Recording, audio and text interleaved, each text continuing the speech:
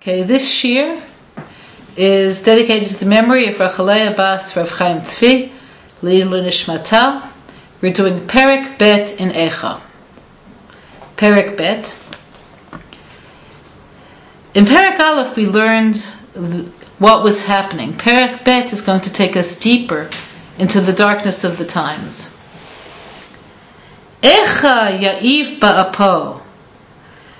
Okay, how was it that the darkness, was a consequence of Hashem's wrath and anger?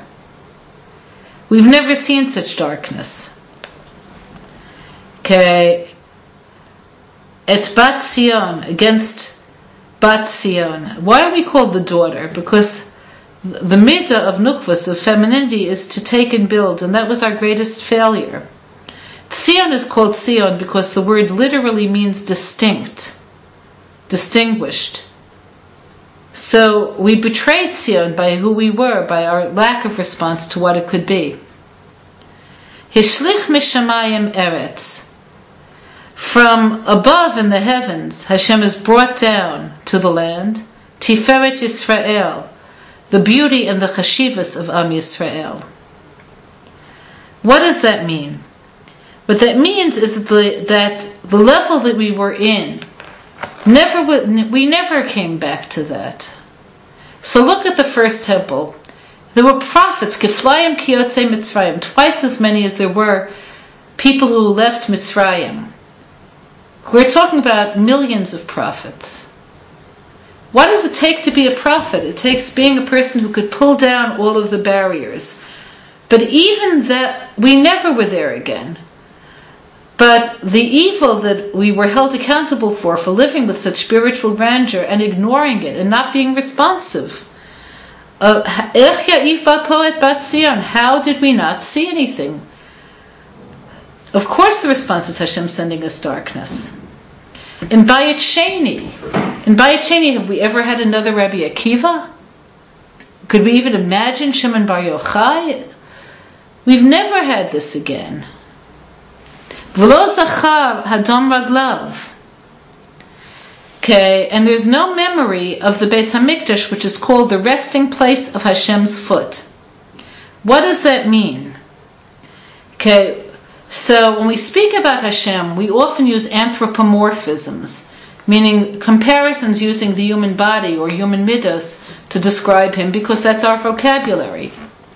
So Hadom Raglav is where a person will take their feet, which is the part of them that comes in direct contact with the earth and takes them from place to place where they rested. So Hashem's regel, so to speak, is what we'll call Midas HaMalchus, the way he brings Malchut Shamayim into this world, the way his thought is translated into speech and into deed. So the Beis HaMikdash was Hadom Raglav, the place where that would happen, the place of Malchut Shamayim.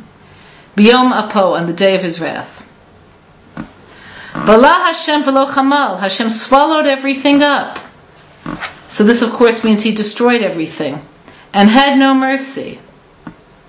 Why did he have no mercy? Because mercy would have been a disaster. So to understand this better, the forces of evil entice us to sin, and then we're damaged. And then the only way to heal the damage is by peeling it away. So the same force that causes us to sin accuses us and says, but she's damaged. And then the suffering begins to what? To strip away the layers of external consciousness, to strip away the gaiva, to strip away the taiva, until we're left with ourselves. So there's no place for mercy there, because any mercy would be basically a statement, so stay who you are, which is not possible past a certain point. Lo chamal et kol naot Yaakov, on all of the dwellings of the Jewish people of Yaakov. Haras, he destroyed. Bevrato, in his fury. Mivtzurei bat Yehuda, the fortified places of the daughter of Yehuda. Hegia la'aretz, reached the land till the very floor, meaning these high places were destroyed till their very foundations. Chilel mamlacha v'sareha, he desecrated Malchut Yisrael and its officers.